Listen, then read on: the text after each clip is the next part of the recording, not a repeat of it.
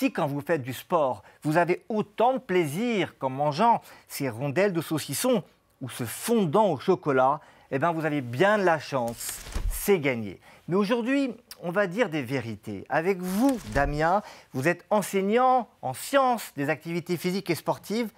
Franchement, est-ce que vous ressentez autant de plaisir quand vous faites l'activité sportive? Bien évidemment. Non, mais plus honnêtement, c'est la majorité des gens quand même n'ont pas autant de plaisir. Mais justement, c'est à vous qu'on s'adresse en priorité aujourd'hui. À vous qu'on s'adresse en priorité. Peut-être que l'activité sportive a été mal vécue dans l'enfance ou dans l'adolescence. Résultat, à l'âge adulte, vous gardez une image négative et bouger, faire du sport, ça devient plus difficile.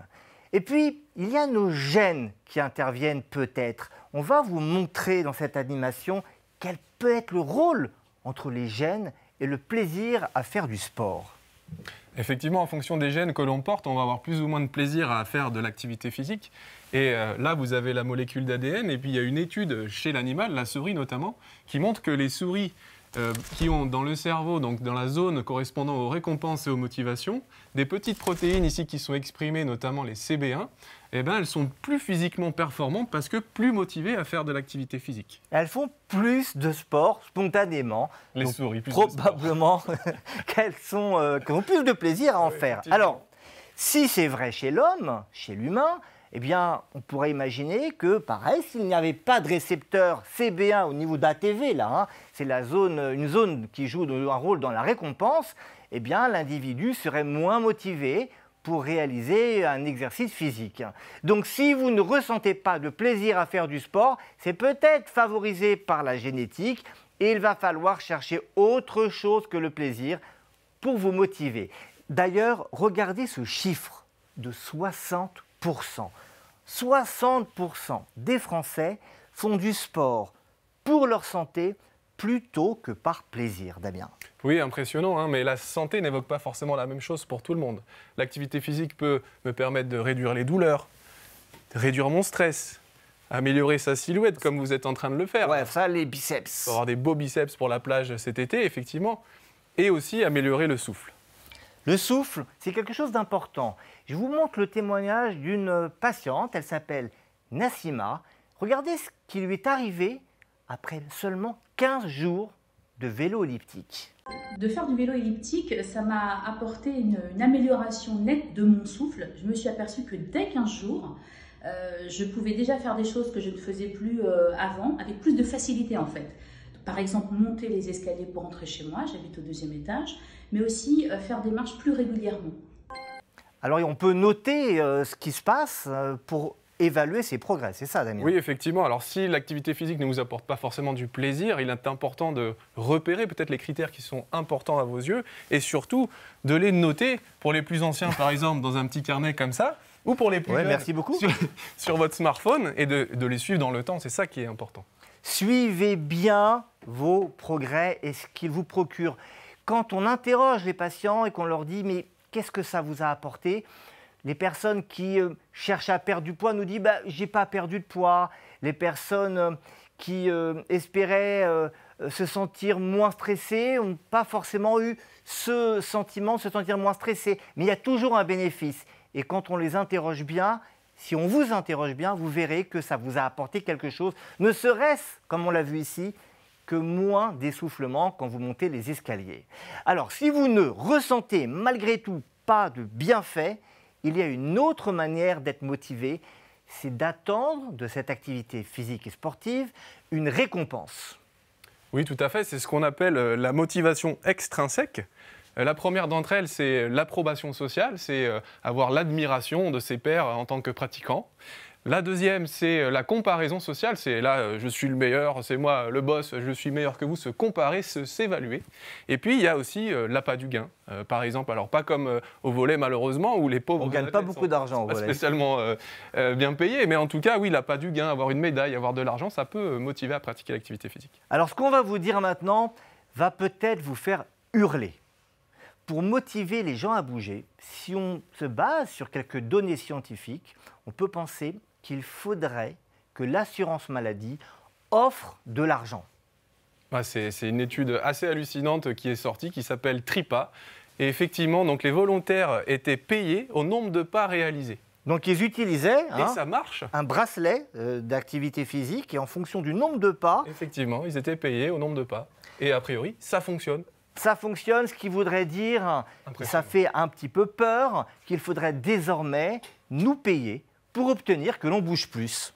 Oui, et d'autant plus que les gens qui n'étaient pas payés pour faire des pas ou de l'activité physique étaient moins motivés à pratiquer. C'est quand même assez impressionnant. Et encore mieux, quand ils ont arrêté de rémunérer les gens, eh ben, la majorité a complètement arrêté. Bon, ben voilà, ça c'est la science, Quand mais la réalité c'est qu'aujourd'hui, ce n'est pas encore à l'ordre du jour en tout cas, que l'on soit payé pour marcher, Damien. Non, ça c'est sûr. Alors si on ne trouve pas de plaisir à la pratique, on peut toujours, souvenez-vous, vous baser sur vos critères importants et les noter dans votre petit smartphone. Ou bien, j'ai bien retenu pour les plus âgés, sur un petit carnet Et à les l'ancienne. Suivre dans le temps, voilà, ça c'est important. Suivre la progression, ça c'est quelque chose qui pourra vous motiver. Le seul problème, c'est qu'il ne faut pas le perdre, le carnet. Ah oui, complètement. Ou son smartphone, ne pas se le faire voler. Alors, il y a des patients qui ont réussi, qui réussissent à joindre l'utile à l'agréable. Ils vont pratiquer leur activité physique tout en faisant autre chose. Oui, tout à fait. Alors si l'activité physique en elle-même ne vous procure pas trop de plaisir, vous pouvez l'associer par exemple avec quelque chose d'agréable. Donc par exemple courir avec toi, Boris, courir avec votre ami, regarder la télé en train de faire l'activité physique, regarder par exemple l'émission Pums tout en faisant du rameur, ou écouter de la musique tout simplement. Donc ça, c'est d'autres sources qui pourraient vous motiver. Alors, il y a beaucoup d'émissions Pums, donc vous ne serez jamais lassés. Et je vous encourage d'ailleurs à vous abonner à la chaîne, à activer les notifications en appuyant sur la petite cloche. Et avec ça, vous aurez le programme qui vous permettra de faire de l'activité physique tous les jours. Exactement. Il y a encore un sujet à aborder pour terminer, un sujet majeur, je sais que vous l'attendez, c'est l'intérêt, l'utilité de la salle de sport. Avec Vérité, Damien, ici, des appareils pour faire du développé couché. Ça permet de faire travailler le dos et les pecs. Exactement. Beaucoup d'entre nous se disent, si je vais en salle de sport, que je vois du monde, ça va me motiver et que je vais réussir à y aller sur le long terme parce qu'en plus, je vais voir des progrès, ça va me motiver, je vais y aller. Damien, bonne ou mauvaise idée d'aller en salle de sport pour garder la motivation? On peut aussi faire des squats au passage, c'est intéressant. Ouais, mais c'est plus dur, alors je ne m'y suis pas essayé.